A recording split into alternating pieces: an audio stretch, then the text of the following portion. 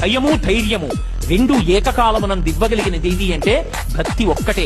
అందుకే ఈ దేశంలో భక్తి పరమౌషధం. ఆ భక్తి లేదనుకోండి, మీరు మనిషికి 2 పోలీసుల్ని పెట్టినా కూడా ఎవరి మనసులో ఏ నేర ప్రవృత్తి పెరుగుతోందో ఎవరు ఆలోచించగలరు. అదే మనసు సంస్కరింపబడింది అనుకోండి, మరి మనసు పాలకుండ లాంటిది అనుకోండి. అర్ధరాత్రి అరుణాచలానికి గిరి ప్రదక్షిణం చేస్తూ వర్షంలో తడిచిపోయినటువంటి యవ్వనంలో ఉన్న ఆడది కనపడ్డా, నా తల్లి అపితకుచాంబ నాకు ఇలా దర్శనం ఇచ్చిందని, అమ్మా కుక్కలు తిరుగుతుంటాయమ్మా, విషక్రిములు వానకి కిందకొస్తాయమ్మా, అన్నగారి లాంటి వాడినమ్మా, నీ బిడ్డ లాంటి వాడిని నేను వస్తాను, రెండమ్మా కలిసి నడుద్దామని నడుస్తాడు. తన ముందు నడుస్తున్నటువంటి స్త్రీలో భ్రమరాంబని చూసి సంతోషిస్తాడు. నా తల్లి నడుస్తోంది, నా తల్లి బిడ్డని తన వెంట నడిపిస్తోంది, అమ్మా ఇంత ప్రేమ అని ఆనందిస్తాడు. ఆ భావన కలిగింది అనుకోండి, నేను పురుషుణ్ణి అనుకుంటే పాలు పొంగుతాయి. అమ్మా అని పిలవగానే పాల మీద నీళ్లు, పాలు కిందకి పెడతాయి.